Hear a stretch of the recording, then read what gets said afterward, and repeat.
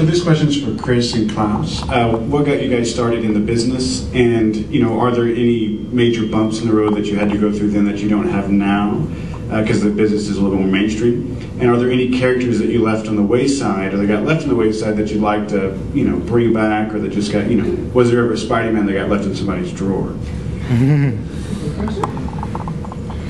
Well, when I was in university, my school would shut down in the winter for 2 months from January to March and send everybody out for what was called field period.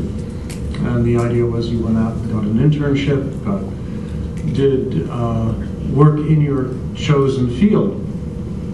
So January of the winter of 68, 69, there I was with a double major in acting and political theory, and Broadway just basically wasn't flying anywhere, and Richard Nixon was about to enter the White House. So coming from a place like Bard College, which was number 2 on the DEA list, that was a non-starter. So I was looking for an internship, and my parents were good friends with Al Jaffe from Mad Magazine. I thought, hey, that'll be cool. I can go intern at Mad. They must be really fun guys. And so I called Al and asked him, and Al called my parents and said, you're not doing this. You are just not letting that. You do not know what goes on with Bill Gates is at his house. You just, no, I'm not letting you send your son in there. I'll call my friend Stan.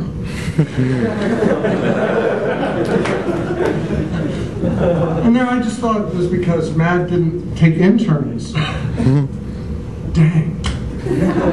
So anyway, Stan called up and we had a lovely chat, and the essential phrase was, well, what do you expect from this job? Well, it's for schools, so it doesn't pay very much. I'll work for free. Oddly enough, that seemed to be a very crucial point from that hasn't changed a lot in the last few years. Saying I'll work for free seems to open a lot of doors, which is not as much fun when you're a professional as when you were an amateur. But one thing led to another, and I spent 2 months there. Marie Severin basically, if anyone here has ever seen NCIS, you know how Gibbs is always back-hitting his character Denoza. Well, that was Marie and me. She'd walk by and just wham! Get your face out of my pages, boy. And it was just wonderful. And then Roy foolishly bought some script pages, and one thing led to another. That's enough, Chris. We were also paid by the word. In my case, I really knew what I wanted to do from a very early age. I knew since I was about 6 or 7 that this is what I wanted to do. I thought you were going to say that you wanted to dance. By the way, when he says 6 or 7, we're talking AD. It's a tough crowd right here. But I was lucky enough. I went on I was raised in Connecticut, so I came to New York because I heard that DC Comics was giving tours at the time, and I went on a tour, which they weren't giving at the time. But I begged to get in, and I met Dick Giordano. I don't know if you know that name, but he later became editor-in-chief up at DC. And it turned out by coincidence that he recognized my name from all of the letters that I'd been writing him. So he and I struck up a friendship because he, again by coincidence, happened to live in the town next to mine. And I used to show him pages, and I became his assistant for like about a year. And he was the one that really guided me and gave me a lot of inspiration, and still to this very day, the lessons that I learned from him are still very pertinent. So I think that, I knew from an early age, and I was lucky enough to meet someone that helped me out.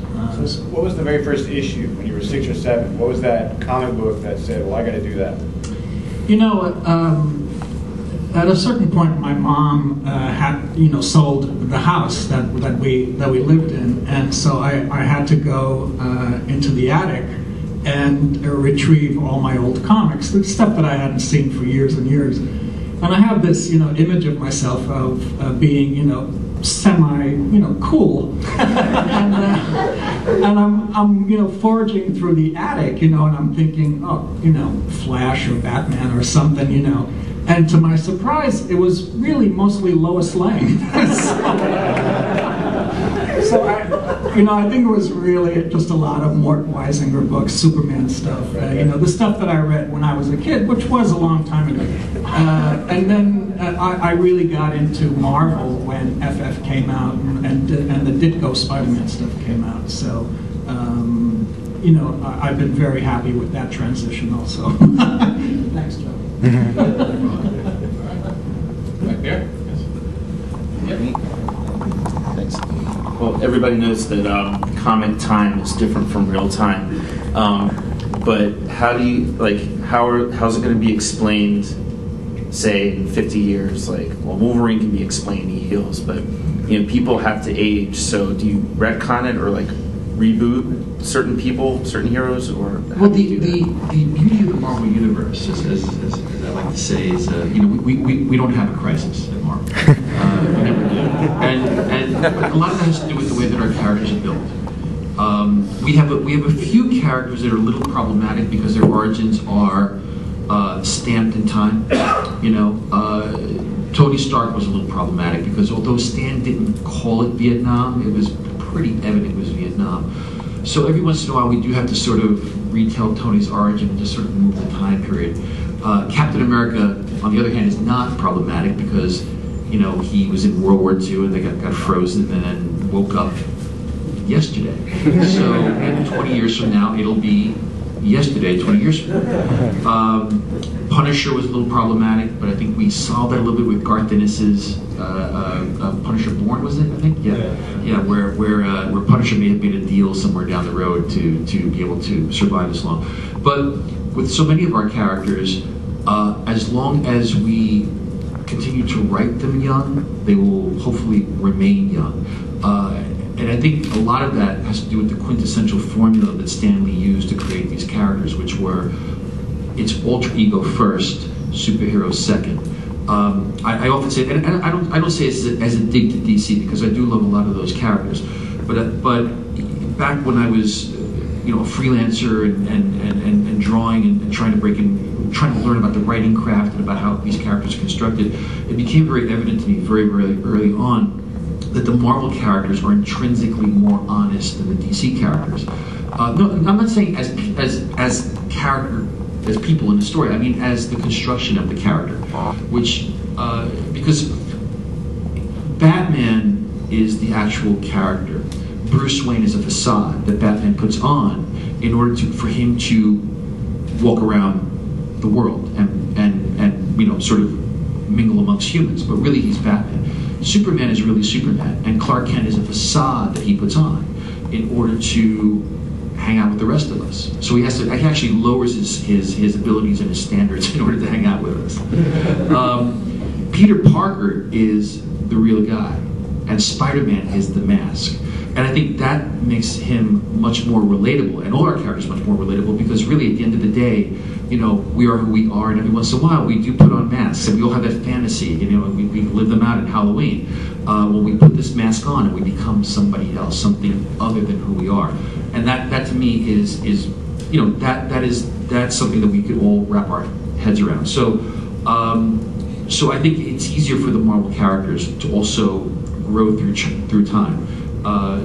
Peter Parker is still who he is, whether he went to high school 40 some odd years ago or whether he went to high school 5 years ago. And as long as we keep that on track and try not to age them, Peter Parker is a perfect example of this. It's probably fresh in everybody's mind, but there was a time, all the marriage aside, there was a time where Marvel editorial almost had Peter and MJ have a kid. The minute they have a kid, we are on our way to crisis on Marvel Universe. We're going to have to, because somewhere, this kid is either going to remain an infant forever, or we're going to have a Franklin Richards thing. But again, for the FF, that sort of works. Right, because the FF, at the FF's core, the core metaphor of the FF is really about family. So the more you amp up the family, the more that tends to work. But not so for Peter Parker. So as long as we keep our eye on the ball, hopefully these characters will be around, 10, 20, 30, 40 years from now.